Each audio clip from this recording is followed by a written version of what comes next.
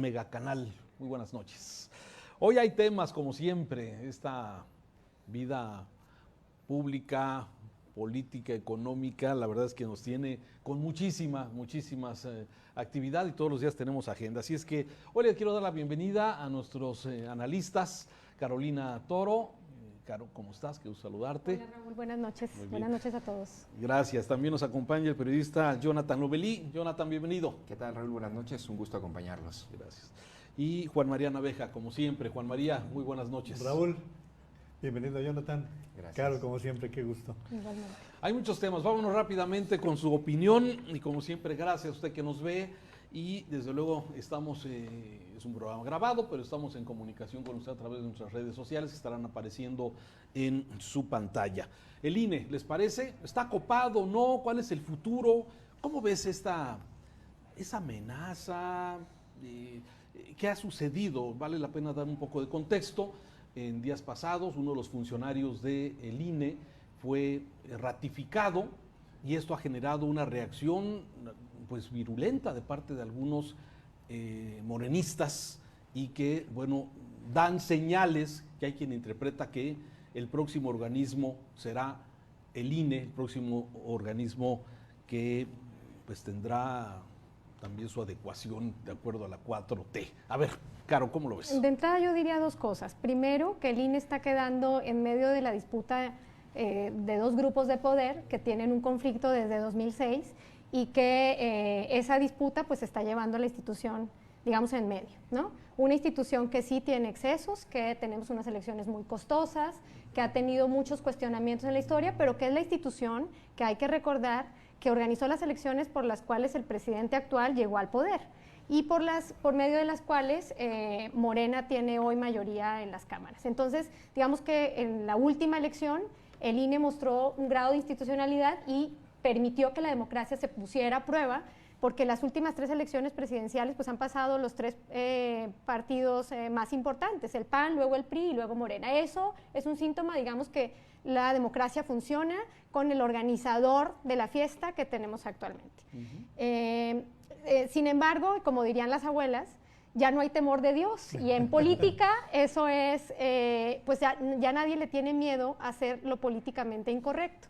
En esa lógica se puso a Rosario Piedra de Ibarra al frente de la Comisión Nacional de Derechos Humanos, en esa misma lógica se absolvió a Bartlett, y en esa misma lógica el INE, estirando la cuerda hasta donde la ley se lo permite, ratificó como secretario ejecutivo a la persona que tiene las capacidades, que tiene las credenciales, pero lo hizo de manera anticipada, lo cual es cuestionado, y lo hizo de manera anticipada hizo ruido y lo hizo de manera anticipada para impedir que metieran mano los 4 nuevos consejeros que van a ingresar al instituto, que no sería un problema la renovación de 4 de 11 consejeros. Hay que decir que, por ejemplo, el Coneval también está renovando consejeros y no pasa nada, es un proceso, digamos, natural, pero hace ruido porque el presidente es el presidente de la República el que ha constantemente descalificado y desacreditado la institución, lo cual prende los focos rojos al pensar que los 4 consejeros que vayan a llegar al INE pues van a ser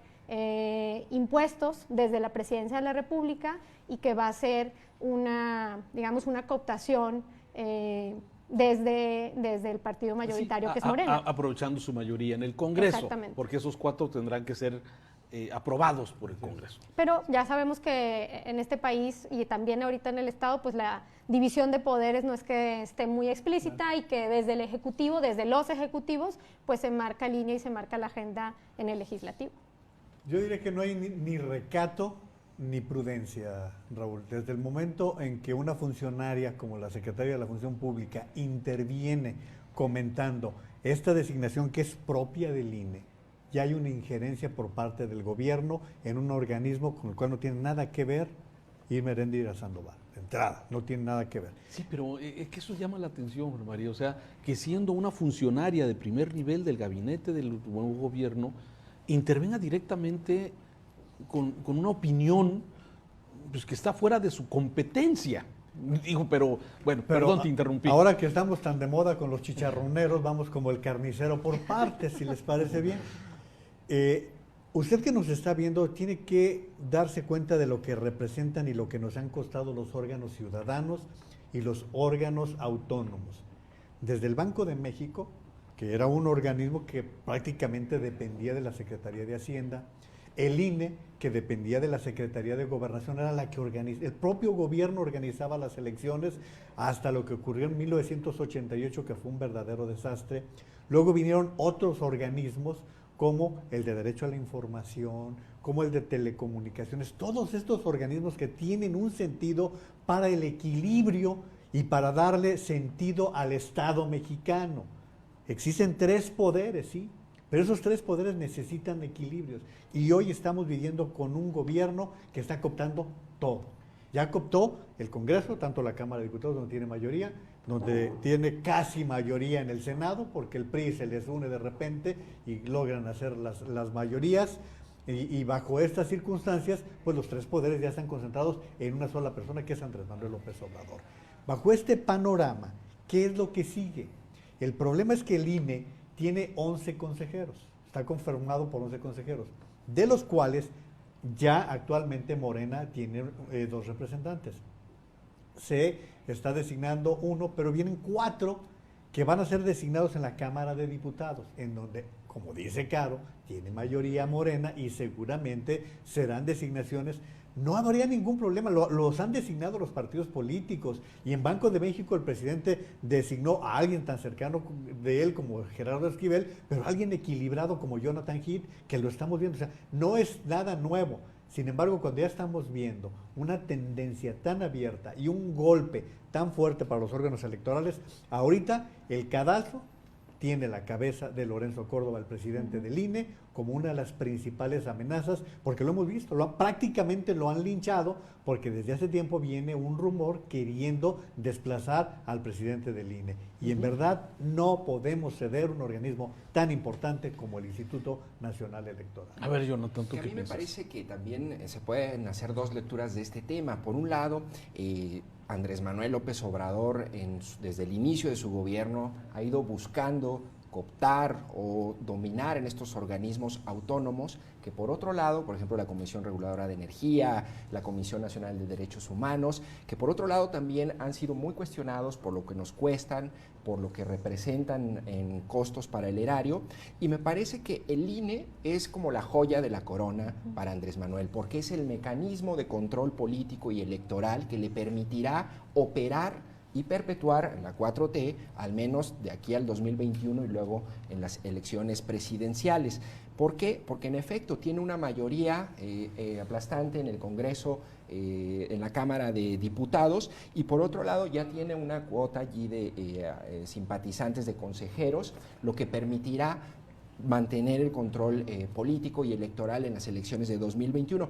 ¿Qué es lo que permite que tenga estos, digamos, bandazos la 4T con respecto a los organismos autónomos? Pues eso también, que si tú te pones a revisar los salarios de los consejeros del INE, las prestaciones, los viajes, pues lo primero que dices, sí, excelente, que les quiten el dinero y que los pongan en cintura. Pero me parece que este ánimo de exigirles cuentas a los organismos autónomos, pues bueno, lo aprovechan muy bien en la 4T para poder entonces apropiarse de estos mismos. Entran perfectamente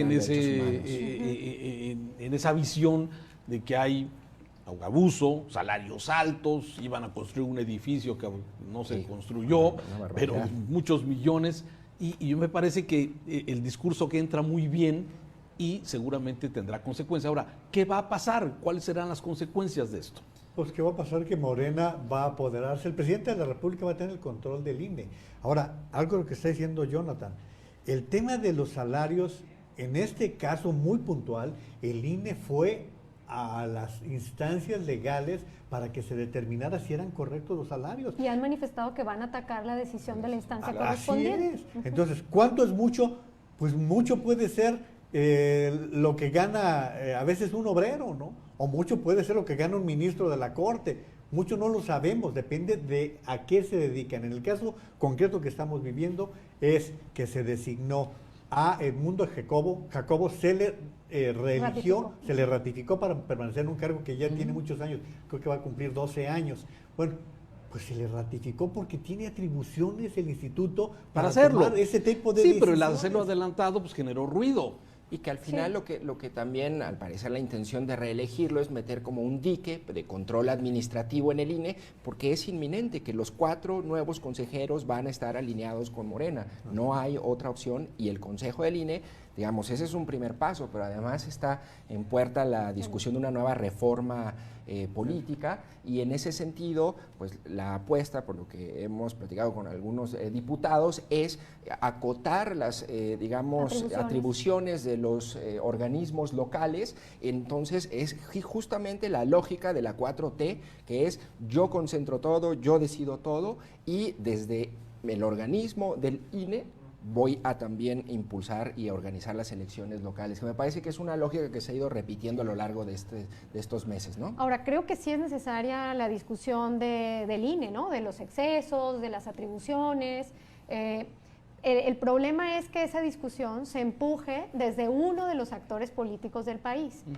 Lo que suceda con el INE, la reforma del INE, digamos, la nueva configuración de este instituto, debería ser producto de un debate y de un consenso entre todas las fuerzas políticas, es decir, un debate nacional, incluso a nivel de las entidades federativas, y no producto de una embestida desde uno de los actores, que es Morena, y desde el principal actor nacional, que es de la Presidencia de la República. A ver, pero ¿no lo hicieron también los del PRI? ¿No lo hicieron los del PAN en su momento?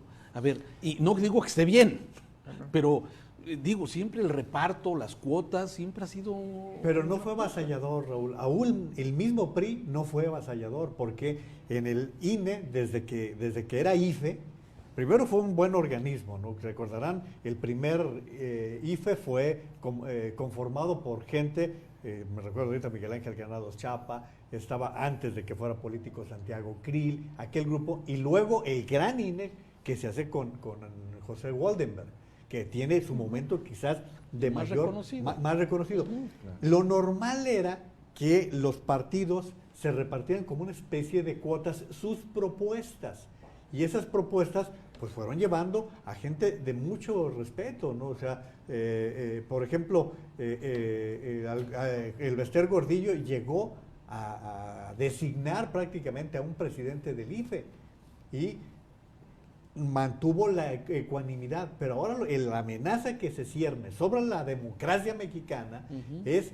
que se termine entregando otra vez el control total de las elecciones del país, como está diciendo Jonathan, de todo el país, a la presidencia de la República. Y que al final, me parece, ese es un punto importante, el hecho de que el INE controle todo digamos, todas las elecciones en los estados, pues también lo que hace es perpetuar esta mayoría aplastante, esta hegemonía de Morena. En otros momentos lo que teníamos éramos partidos de oposición, el PAN, el PRI en su momento, que discutían, y eso era sano política y democráticamente. El día de hoy, díganme una figura de oposición a nivel nacional, Marco Cortés del PAN, no.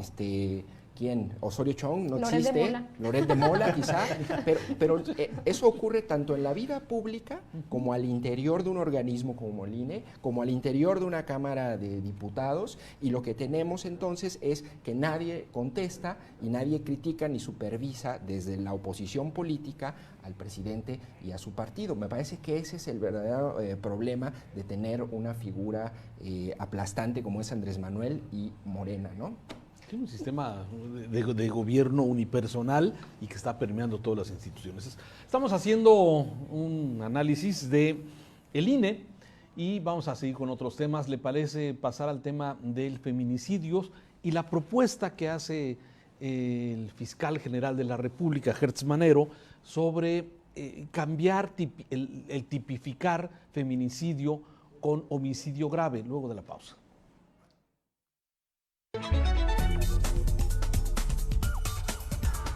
Para opinar.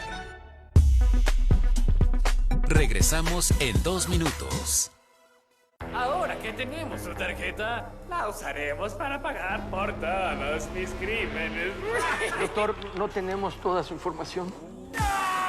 Presentamos nuestras nuevas tarjetas de crédito, sin número de tarjeta ni código de seguridad. Son las más modernas y seguras. Paga en comercios firmando con tu NIP. Compra en línea con tu tarjeta digital, así nadie tendrá la sagrada información de tu tarjeta.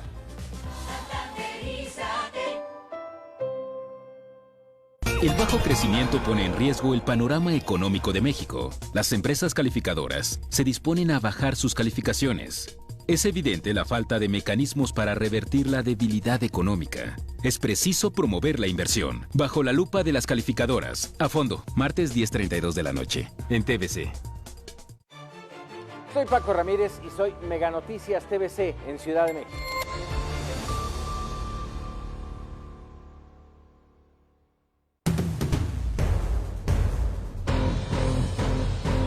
Vamos un poco más allá. Por su parte, Sigue siendo tendencia la persecución que le da la espalda. el calentamiento global. Vamos de lleno con la información. Aunque nos cueste la vida. Por lo que las autoridades... Derivado de la falta de comunicación. Con la firma de este acuerdo. Con esto iniciamos la historia del mundo.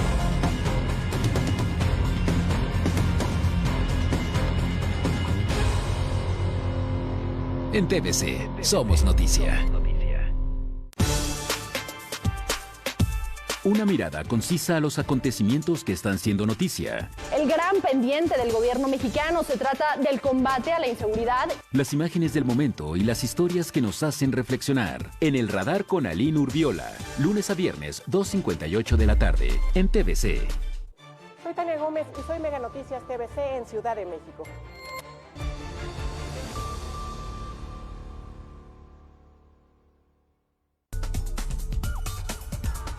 Para opinar.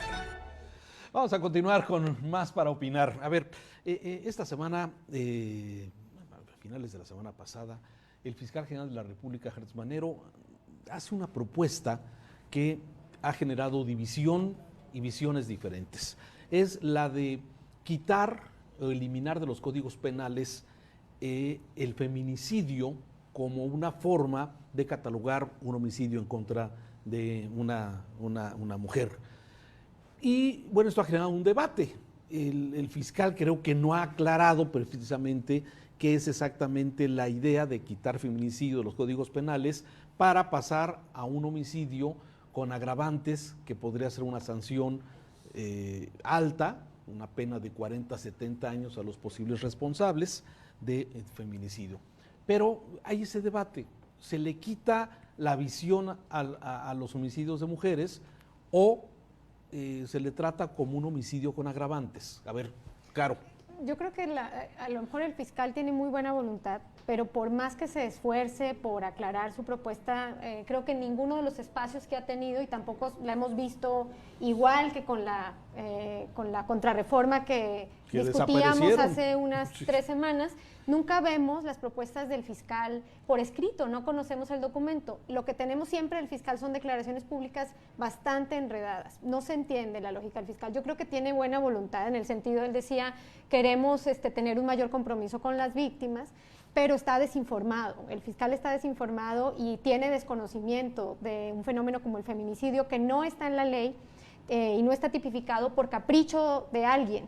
Es un fenómeno que desde que se empezó a conceptualizar por grupos feministas y el que llegue a la ley, el que lo tengamos hoy en día en la ley, pues es producto de por lo menos 40 años, Raúl, de discusión y de mucho trabajo de las feministas que han estudiado el tema. Nexos acaba de compartir en sus redes sociales una publicación que se hizo por ahí para noviembre, que se llama, sin mal no recuerdo, La breve historia del concepto de feminicidio, que valdría la pena que se lo leyera al fiscal, porque el feminicidio, pues como todos sabemos, es el asesinato de una mujer por razones de género, por la sola condición de ser mujer.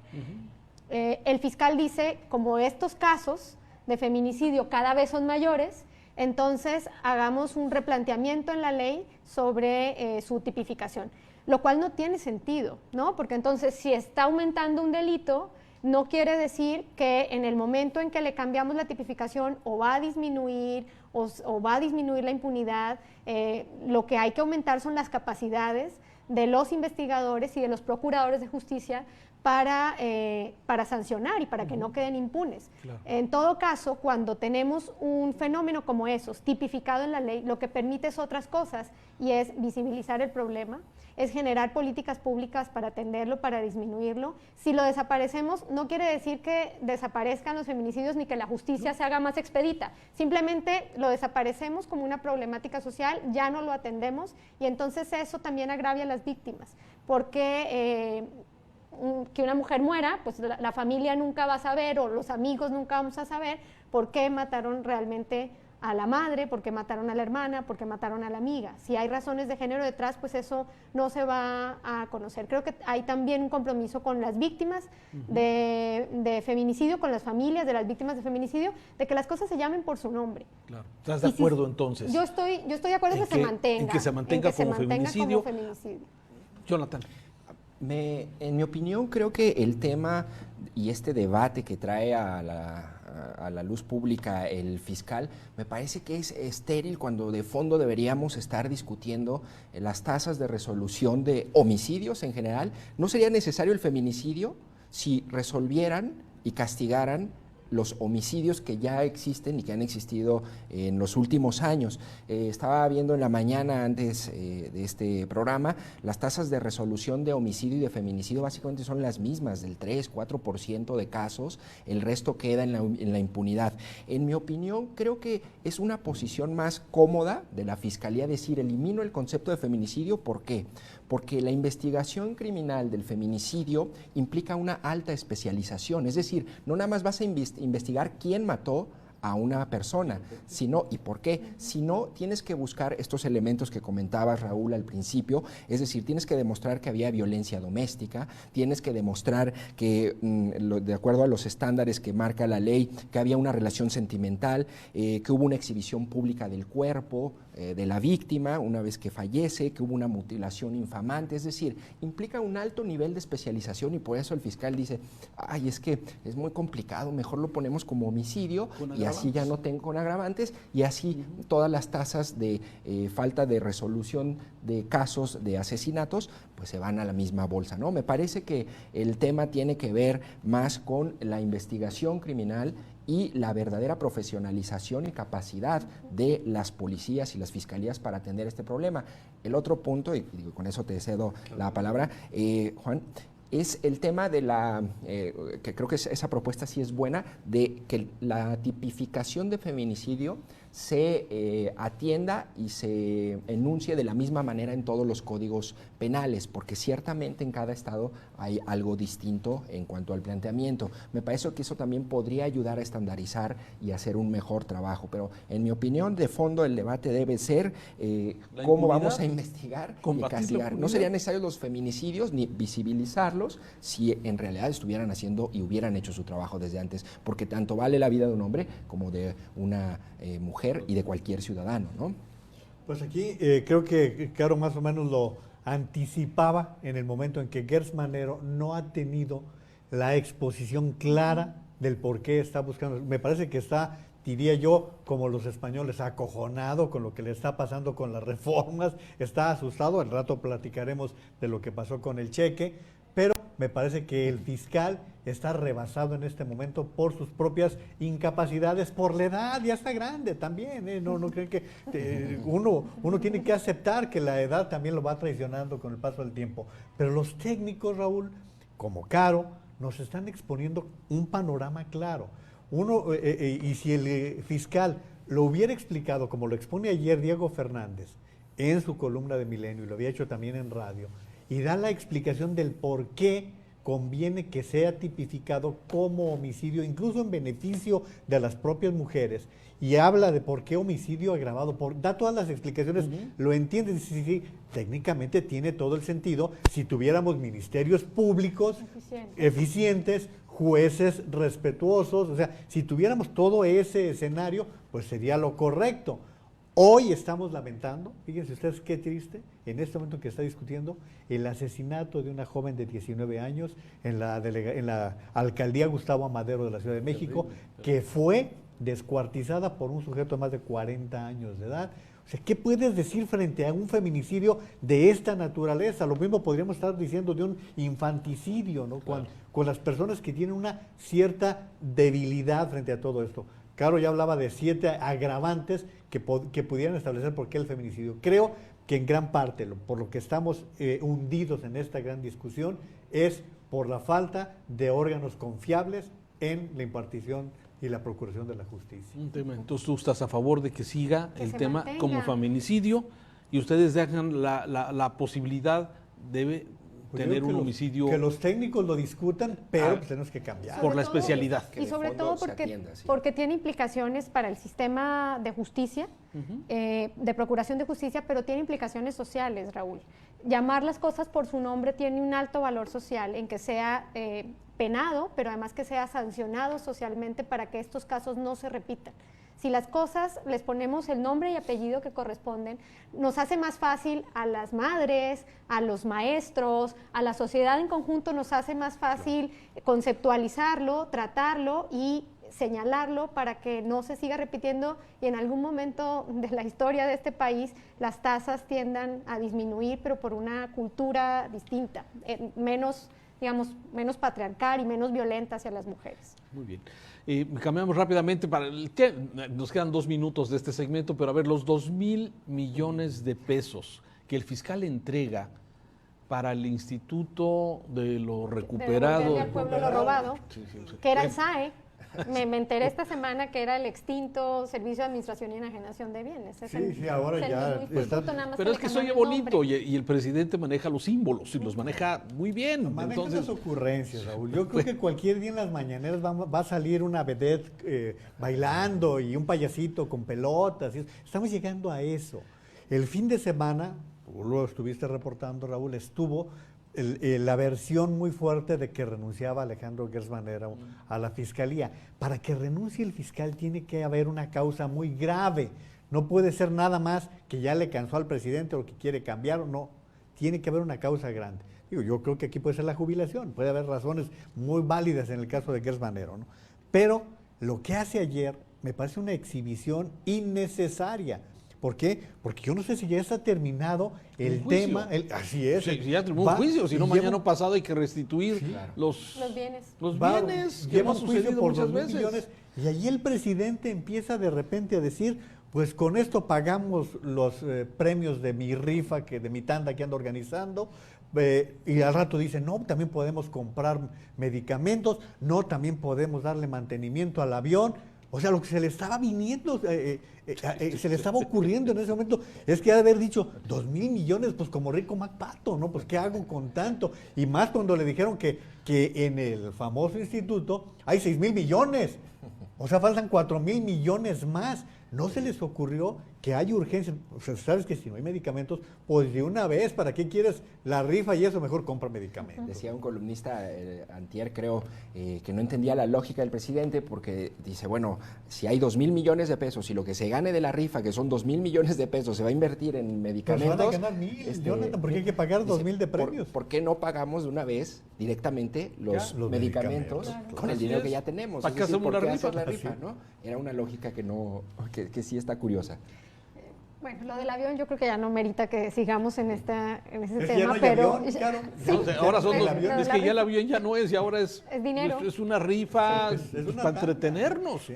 A mí y creo que a todos los que hemos pasado por el funcionariado público no entendemos realmente cómo como un acto como el de ayer, de la entrega de un cheque, se puede materializar en el marco de la legalidad, porque cualquier peso que se gaste dentro de la administración pública tiene que estar en un presupuesto, tiene que estar autorizado, tiene que estar reflejado, y el dinero, independientemente de las fuentes de financiamiento, no puede salir y simplemente un funcionario decidir en qué lo gasta. Por eso actuamos en un marco de legalidad. Recordemos que los ciudadanos pueden hacer todo lo que la ley no les impide, pero los funcionarios públicos, bueno, yo ya no soy funcionaria, pero los funcionarios públicos solamente pueden hacer lo que la ley les permite. Y si en un presupuesto, sea el de la Lotería Nacional, sea en el del Instituto para Devolverle al Pueblo lo Robado, en la Presidencia de la República, en donde sea, no había una partida que contemplara esos 2,000 millones de pesos y se autorizara por el Congreso la erogación que se va a hacer con ese recurso, pues no me explico cómo se va a ejercer ese recurso en el marco de la legalidad. Yo creo que hay símbolos simplemente, desde mi punto de vista seguimos con ocurrencias. Bueno, vamos a hacer una pausa, regresamos de inmediato, gracias a que nos ven en TVC, seguimos en Megacanal, seguimos con el tema de los medicamentos y también el tema de la contaminación del río Santiago, que me parece que es un tema importante, que ha escalado a nivel nacional, una relevancia por la gravedad del tema. Regresando.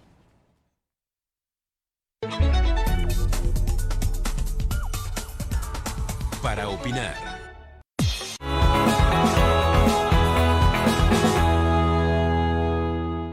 Irma de Zúñiga Makeup Art University. Permite la impartición de conocimiento como cultura de trabajo, y es aquí donde la misión de Irma de Zúñiga se hace presente, creando una escuela capaz de construir en una persona a un profesional independiente, con los conocimientos necesarios para emprender una carrera, un negocio, y con el reconocimiento oficial que avalan sus estudios a través de la Secretaría de Educación Pública. 100 palabras, de Mitzi Cordero. Una vez más, elementos de la Guardia Nacional fueron humillados por habitantes del municipio de Aguililla, en Michoacán, con huevos y piedras. ¿Por qué? Porque se puede. Los efectivos únicamente harían su trabajo, retirar un bloqueo que habían colocado con un tráiler y un camión tras haberlo robado. Sí, un robo. ¿Por qué? Porque pueden. En mayo del 2019, en este mismo estado, desarmaron y retuvieron a militares por más de 6 horas, y así durante 11 ocasiones más a lo largo del año pasado. ¿Por qué? Porque este es un país que se puede. Se puede humillar a militares, a policías, se puede robar, agredir, matar por unos cuantos pesos, dañar monumentos, vandalizar espacios públicos, simplemente porque se puede ante la falta de un Estado de derecho. El pueblo bueno sabe lo que hace, o la aplicación de la ley es solo para unos cuantos.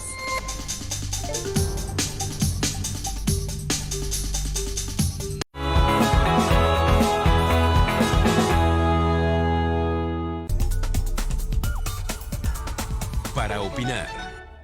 Vamos a continuar con más información. A ver, hoy por la mañana, y hablando de la mañanera, me pareció, sigo pensando que el tema de la visión del gobierno actual de López Obrador sobre el tema de una medicina universal, alcanzable para todos, no sé si al nivel de los nórdicos, pero, o sea, algo que pueda garantizar a la sociedad, al pueblo de México, la salud. Y la verdad es que el planteamiento que hoy hacen, los cuatro visiones que tienen respecto a abastecer a medicamentos, atender en todos los hospitales que tengan la infraestructura necesaria, que tengan el personal suficiente, me parece que todo eso está excelente. Pero la realidad que hemos reportado aquí en Mega Noticias, en los hospitales civiles, en el hospital de Soquipan, y todo lo que ha venido sucediendo a nivel nacional, pues el tema sigue siendo grave, el desabasto de medicamentos. La implementación de este Instituto de Salud por el Bienestar me parece que sigue siendo un tema que va a traer, ya estamos en la casi quincena de febrero, y todavía no hay claridad sobre qué va a pasar con la gente que está en sus tratamientos o que tienen un ser querido enfermo. Raúl, aquí el problema es que son vidas las que están de por medio. Hoy estamos con la amenaza de un grupo de, creo que 100 familias que están pidiendo refugio en Estados Unidos. Se van a presentar en Tijuana para solicitar refugio porque dicen que sus hijos están enfermos y no están recibiendo los medicamentos. Yo creo que el gran bache que tiene en este momento el gobierno de López Obrador, y mira que tiene baches, es el tema del Sistema Nacional de Salud. No solamente los medicamentos, porque también estamos viendo el maltrato que se está dando a la gente en las diferentes clínicas y hospitales. Pero bueno, vamos concretamente al desabasto de medicamentos, y no basta con estar atacando a Carlos Loret porque le ha exhibido que el Seguro Social no tiene suficientes medicamentos para los 3 primeros meses del año. El día de hoy está publicando el riesgo de que se estén comprando medicinas pirata. Bueno, a ver, aquí en Guadalajara nosotros tenemos testimonios y evidencias de lo que pasa aquí en el santuario, que hay medicamentos piratas, lo sabemos desde hace muchísimo tiempo, y no es que sea cosa de este gobierno, los hay. El problema es si se van a comprar medicamentos de baja calidad de China o de India, no porque vengan de fuera, sino porque son de mala calidad y porque no se ha tenido un buen sistema, no se tuvo la previsión para la compra y no se está teniendo el cuidado para la distribución, porque luego, Raúl, va a venir ese problema, la distribución de los medicamentos. Sí, que antes las empresas farmacéuticas distribuían, que es lo que dice el presidente, pues ahí había un manejo que posiblemente lo había, pero volvemos al tema, no se combate la corrupción, se combate de a machetazo con afectaciones como las estamos comentando.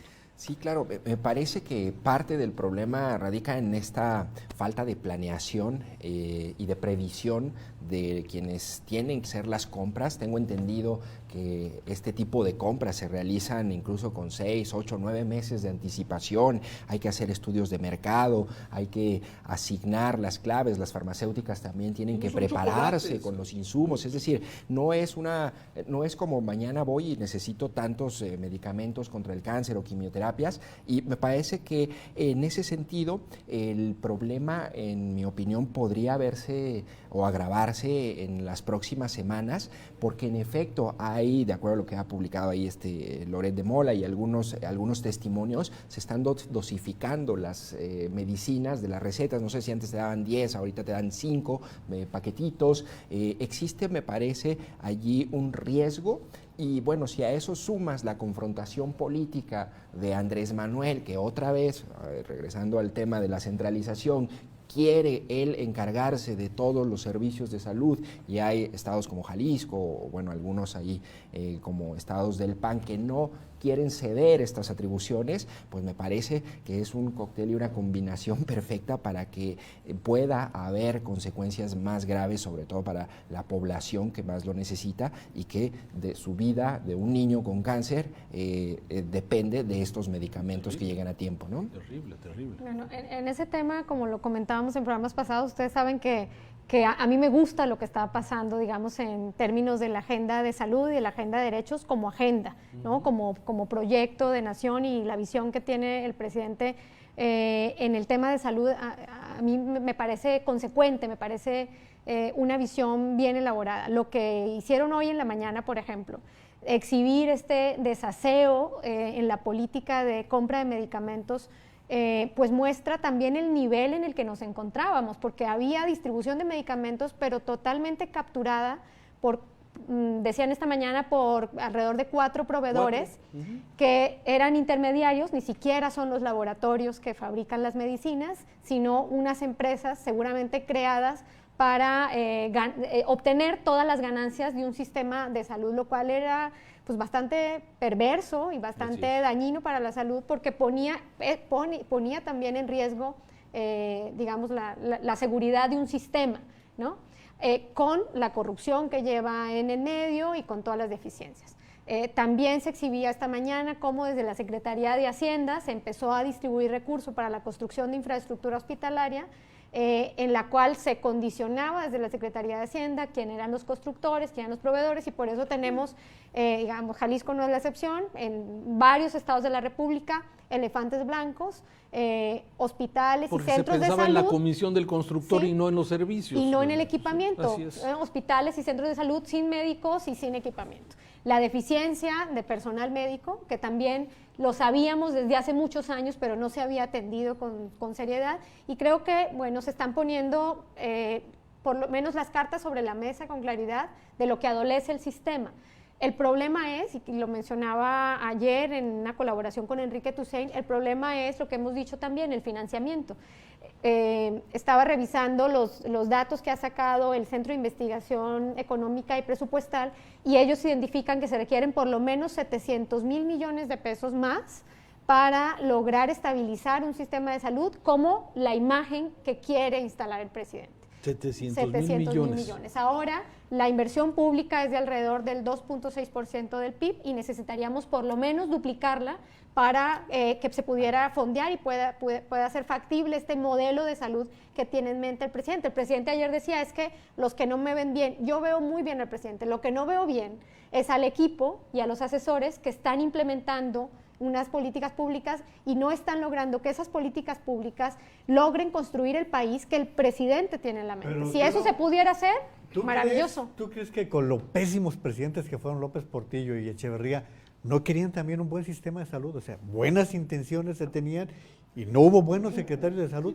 Sí, o sea, buenas intenciones siempre ha habido.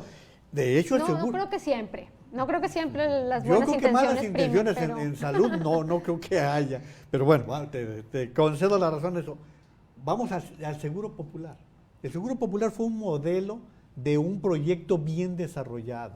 un proyecto que fue sometido a pruebas, que fue desarrollado, olvídense si era gobierno panista, no, era un técnico bien calificado como Julio Frenk, ¿sí? Que es reconocido en el mundo como una autoridad en la materia, ¿sí? Que se van contaminando las cosas, ¿sí? ¿Tú crees que ya las clínicas y los hospitales van a ser el castillo de la pureza cuando se hagan las licitaciones? ¿Crees que todo va a ser limpio? Es que lo que dice Raúl es cierto. Lo que dice Raúl el Seguro Popular, acaba con la corrupción. Espérame, el Seguro Popular, aquí en Jalisco se presentaron operaciones estéticas, se utilizaron recursos públicos. Raúl, deja de terrible. Eso. Se robaron millones de Entonces, pesos. a ver, pero por el contrario, también te puedo hablar de la cantidad de personas que sí recibieron atención. Por eso, tú mismo lo dices. Sí. Vamos combatiendo la corrupción, vamos combatiendo las cosas que están mal. Pero las que están bien. Es bastante desigual, Juan María. O sea, si vemos ahorita hacia atrás el Seguro Popular, y creo que ya lo habíamos discutido en algún programa, el Seguro Popular logró en su momento ampliar la cobertura. Pero cobertura en cuanto a afiliación, es decir, el Seguro Popular lo que hizo fue garantizarle afiliación a 54 millones de mexicanos. Cobertura no es igual a atención efectiva. Pero ¿no? hoy no tiene ni cobertura ni atención, Caro. Ahí es donde necesitaba reformarse un sistema que además, estaba yo revisando un estudio que se hizo también de los retos del sistema de salud en 2018, y cuando se ven los indicadores del sistema de salud en cuanto a camas hospitalarias, en cuanto a médicos por números de afiliados, por lo menos 4 indicadores que la OMS plantea, si lo ves por institución de salud, era terriblemente desigual el sistema. Unos indicadores muy bien para el ISSSTE, otros muy bien para el IMSS, y lo peor, digamos, era para los afiliados al Seguro Popular. Eso, por ejemplo, en el tema de medicinas, esta mañana decía el subsecretario, si mal no recuerdo, el secretario, sí, eso también estaba pensando esta mañana. Sí. El secretario brilla por su ausencia, pero bueno, el subsecretario, que es el que sale todos los martes con los temas de salud, decía esta mañana que las compras en medicamentos va a ser sobre un catálogo universal para todos los sistemas, ¿no? Esos son pasos que se dan hacia sistemas más igualitarios. Coincido que nos falta muchísimo, pero o sea, claro, estamos a distancia, pero vamos en camino. Va a ser, ya tienen 14 meses gobernando. ¿Cuándo va a ser? Dentro de un año, ¿cuántos se murieron ya en el camino? En ese sentido, yo creo que ha sido mucho más congruente gobernadores como Enrique Alfaro, al saber su problemática que tiene para poder brindarle atención a su población, que lo que está haciendo el gobierno federal. El gobierno federal está deseando un buen sistema de salud, pues no tiene ni los recursos para hacerlo. Lo que me parece que no puedes hacer es, a ver, en efecto, un seguro popular con problemas de corrupción, con desvíos, pero bueno, al final estaba caminando, estaba evolucionando. Lo que no puedes hacer es de la noche a la mañana y el 1 de enero de 2020 decir, aquí está la reforma a partir de hoy, atención gratuita, y medicinas gratis para todos, nada más con tu credencial. Aquí tenemos 70,000 millones del Seguro Popular, esto lo vamos a destinar al INSABI. Me parece que ese es el problema, que intentaron generar una nueva política dejando atrás todas las cosas buenas que pudo tener el Seguro Popular, porque hoy no tienes la garantía, por ejemplo, de los gastos catastróficos. Hoy, por ejemplo, el tema también de si tú llegas a una institución nada más con tu credencial, pues básicamente es un volado, aunque diga la ley que tienes derecho a la atención médica gratuita y a medicinas. Ahora, por otro lado, me parece que en este aspecto de Andrés Manuel y su voluntad de hacer bien las cosas, que no lo dudo, que tiene una buena voluntad, si tú lees la reforma para la creación del INSABI, muy claramente dice: la atención gratuita universal será en el primero y segundo nivel. No para el tercero. No para el tercero. Y Andrés Manuel, y eso lo boletina y lo informa el INSABI, y Andrés Manuel al siguiente día dice, no, sí, también en el tercero. Y tú vas a la OMS y ves recomendaciones de la OMS que te dice que no es sostenible tener un servicio de atención universal de alta especialidad en ningún país, porque es costosísimo. Y tendrá que mediarse contribuciones de los usuarios. Requiere un esquema distinto. No hay país que pueda brindar una alta especialidad, por muy rico que sea. Entonces, bueno, por un lado está la realidad paralela del presidente, la incapacidad y la impericia de los funcionarios que implementan, y la realidad real en las clínicas y con los usuarios. Visiones que me parece que hay que considerar lo que está escuchando usted aquí en este programa para opinar. Hacemos una pausa, si me permiten, y entramos a la última parte del programa.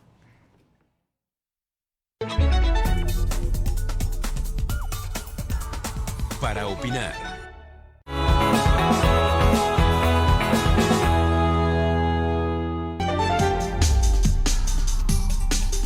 Cien palabras de Mitzi Cordero. Una vez más, elementos de la Guardia Nacional fueron humillados por habitantes del municipio de Aguililla, en Michoacán, con huevos y piedras. ¿Por qué? Porque se puede. Los efectivos únicamente harían su trabajo, retirar un bloqueo que habían colocado con un tráiler y un camión tras haberlo robado. Sí, un robo. ¿Por qué? Porque pueden. En mayo del 2019, en este mismo estado, desarmaron y retuvieron a militares por más de 6 horas, y así durante 11 ocasiones más a lo largo del año pasado. ¿Por qué? Porque este es un país que se puede. Se puede humillar a militares, a policías, se puede robar, agredir, matar por unos cuantos pesos, dañar monumentos, vandalizar espacios públicos, simplemente porque se puede ante la falta de un Estado de Derecho. El pueblo bueno sabe lo que hace, o la aplicación de la ley es solo para unos cuantos.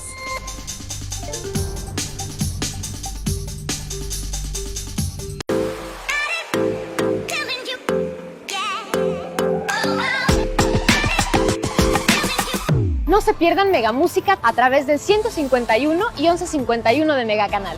Yo les prometo mucha música, bandas que conocer, sus nuevos eventos, los lanzamientos, los videos musicales y muchas más cosas de qué hablar. Yo soy Betina Acedo y los espero en el siguiente episodio con muchas sorpresas.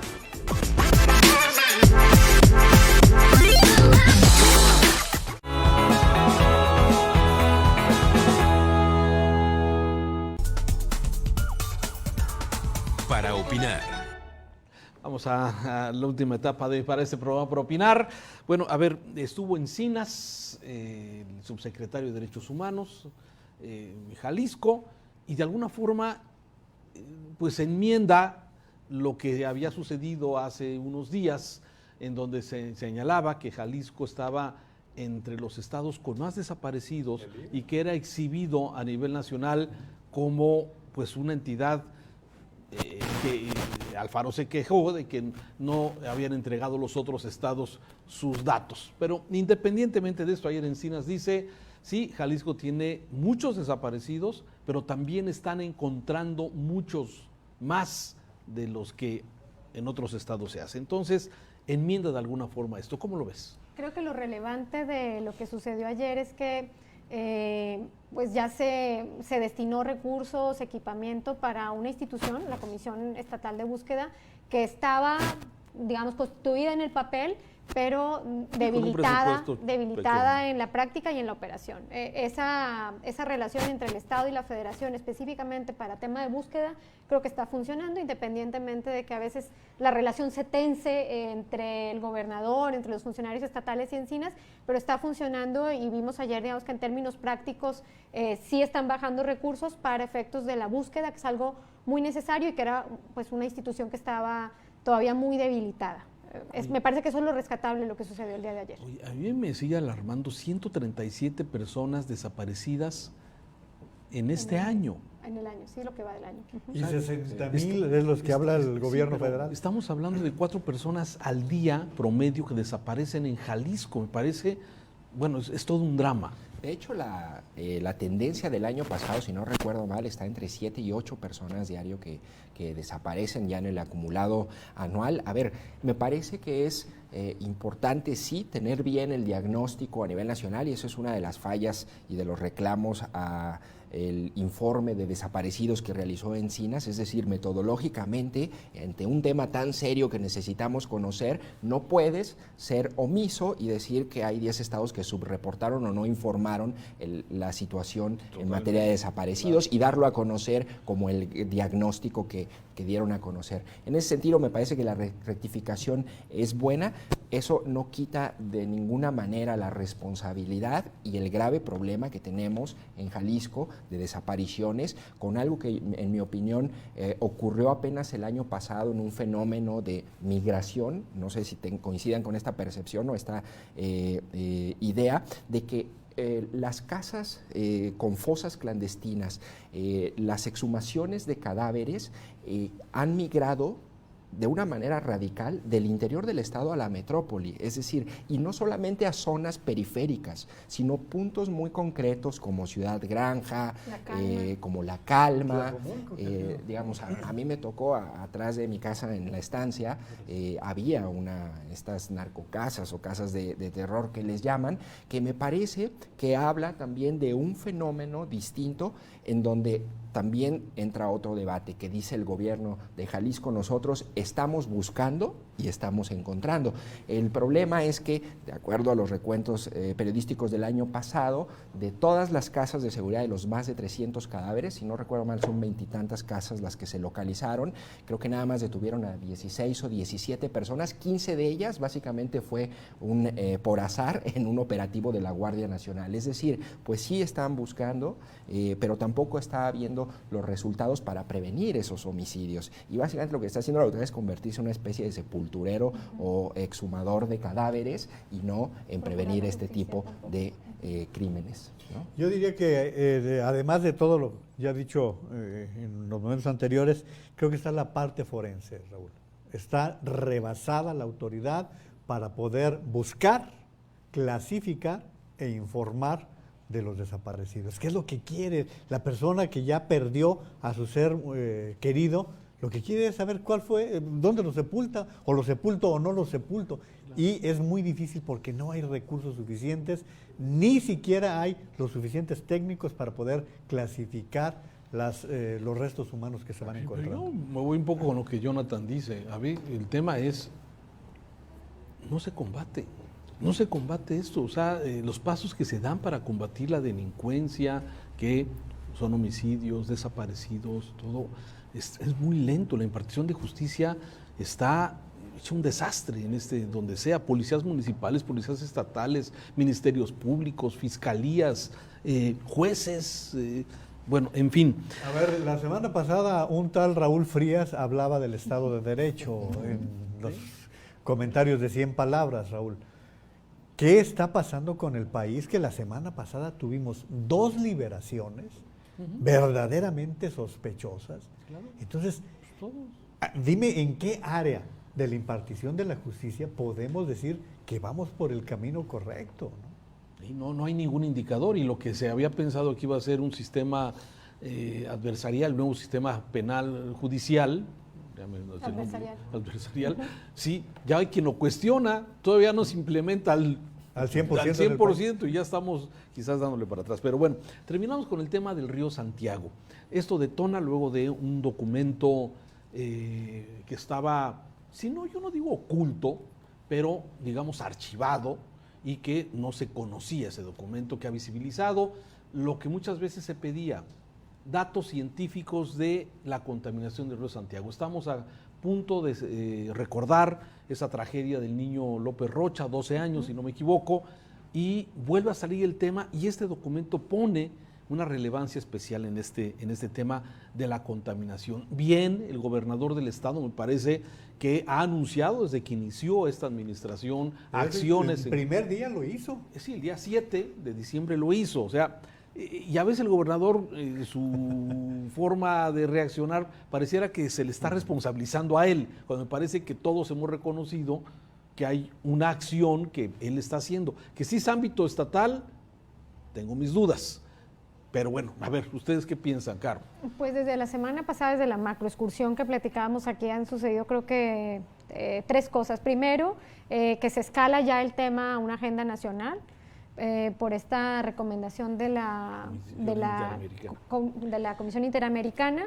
Ya hay encuentros entre los funcionarios estatales y los funcionarios nacionales para una agenda que efectivamente salía de las manos y de la exclusividad de las competencias estatales, que tenía que haber una mesa interinstitucional para que sea más efectivo. Y tercero, que ya se involucraron más actores a partir de esta macroexcursión. La Universidad de Guadalajara también ya se involucró en el diagnóstico de los problemas de salud de los niños. Entonces creo que digamos esta nueva apuesta en la agenda pública del tema del río Santiago, en lo que va de la semana, está generando y dinamizando cosas que le faltaban a esta buena, digamos, voluntad que había desde el gobierno de Jalisco. Me parece que el hecho, como bien dices Raúl, de que el gobernador haya puesto sobre la mesa el tema del río Santiago y su contaminación desde el primer día de gobierno es bueno. Creo que también es bueno incluso este debate y esta polémica que ha habido hasta cierto nivel, confrontación entre sociedad civil, el gobierno del estado, porque al final lo que hace es poner sobre la mesa este tema tan importante que, por otro lado, yo no veo, y creo que ese es el riesgo, de un compromiso real de la federación en el tema, es decir, una postura contundente. Han emitido un pequeño comunicado donde dicen básicamente con una retórica similar: para cualquier tema tenemos el compromiso de atender este problema. Y recordemos que Enrique Alfaro en su momento, cuando inicia su gobierno, dice: uno de los proyectos prioritarios de Jalisco es el Santiago y no vamos a poder solos si no es con la ayuda y el dinero de la federación. Ese dinero y ese interés de la federación creo que hasta este momento no se ha reflejado. Sin embargo, creo que hay buena voluntad del gobierno de Jalisco. Y nada más digo, para cederte la palabra, Juan, si tú revisas el micrositio de la macrorecomendación de 2009, ¿cómo podemos dimensionar el abandono y la omisión, no de este gobierno, sino de los gobiernos estatales de 14 municipios? Eran en total 1,088 acciones entre todos en 2009 las que tenían que emprender. A la fecha, lo que han reportado de avance son 355, nada más. Es decir, el tamaño de la omisión. Y si tú lees la recomendación, ahí ya dice que hay riesgo para la salud. Es decir, me parece que el estudio detona un poco este debate, pero hemos sabido a lo largo de estos años con publicaciones, y el problema estaba allí en nuestras narices, el elefante estaba en la sala y nadie se preocupó hasta este momento. Me parece que por un lado está este aspecto y esta visión optimista de que hay un interés del gobernador. Por el otro, me preocupa que, por ejemplo, ayer Encinas dice, no, la recomendación de la Comisión Interamericana, yo me encargo del tema de salud, pero con agua y Semadet, que se cuando él debería encabezar un tema de derechos humanos, derecho a la salud, derecho a un medio ambiente sano. Yo extendería este problema a los 9 estados que confluyen en el problema, porque finalmente nosotros en Jalisco somos la cola, pero viene desde Lerma, ¿sí? Viene desde Lerma todo el problema que se va generando y que desemboca, termina en el Santiago. Entonces, yo les recomendaría que leyeran el artículo que publica ayer Frank Lozano en Milenio. Me parece que es un buen deslinde de lo que está haciendo el actual gobierno del estado frente a la omisión que hubo en los gobiernos anteriores para poder sanear las aguas del Santiago. Y bueno, pues si ahora viene una acción foránea, quizás tenga un poquito más de presión, Raúl. Gracias, Juan María, muchas gracias. Jonathan, muchas gracias. Gracias, un gusto acompañarlos. Gracias, Raúl. Buenas noches. Y a usted que nos ve, lo esperamos la próxima semana en otro programa para opinar. Buenas noches. Gracias.